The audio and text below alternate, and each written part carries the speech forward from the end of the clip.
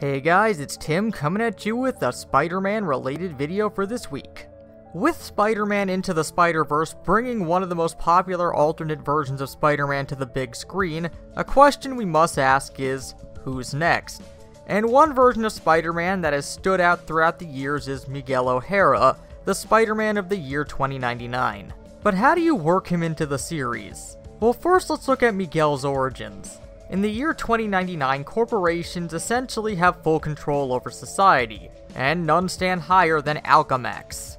Miguel is a prodigy geneticist working for Alchemax who is less than thrilled with the control companies have. His project with the company is to recreate the powers of one of the most notable figures of the foregone heroic age, Spider-Man, which he plans to do by combining together human and spider DNA, but the results are less than promising. After a rush test kills a man, Miguel plans to resign from Alchemax, but his boss, Tyler Stone, gives him a drink laced with a drug that is so addictive that it bonds with you on a genetic level, meaning that if he stops taking it, he dies. And Alchemax will provide it for him so long as he stays. Not wanting to be a corporate stooge anymore, he breaks into the building at night to use the DNA of his that he saved from the experiment to rewrite his own DNA back to how it was before. But the scientist who rushed the experiment before was there that night and attempts to kill him by overloading the machine.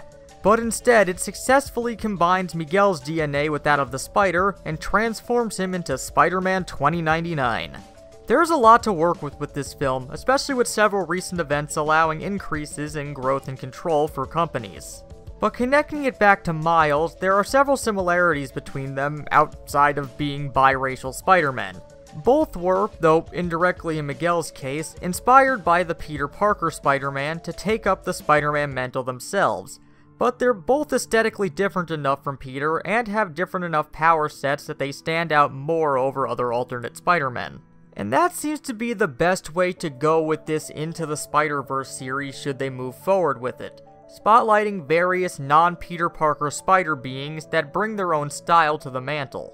The Miles trailer has a stylized, grittier though lush, almost urban feel to its animation, and with Miguel they could go with a high-tech cyberpunk setting, mixing together Blade Runner and Tron in a sense. However, it's good to keep the connection to Peter, since he's the most well-known Spider-Man to most audiences, and has his own franchise right now in the MCU. Show how they're similar, but different. Like how we talked about when speculating on how Peter died, the way to connect all these theories together is in the title. Do it like Spider-Verse. Have a universe-hopping enemy going between these universes to capture or kill Spider-Men. It could be the Inheritors or someone else, but that's how you connect them. This could allow Sony to basically form their own Spider-Vengers with the various alternate Spire beings and give them something to build up to. And this connecting thread could happen in each of the films or just in the crossover itself.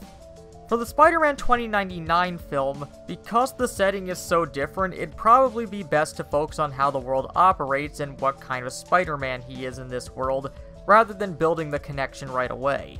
But what do you guys think?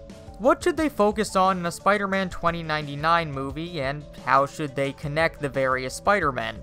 Well, as always, let us know down in the comments, and if you're interested in hearing more videos like this, feel free to click that subscribe button and the bell next to it to be immediately informed whenever a new video goes up. But until next time, this has been Tim from the Hybrid Network, signing out. Check out our Facebook and Twitter for our latest updates, our website for our latest articles and editorials, and donate to our Patreon if you'd like to see our content get better.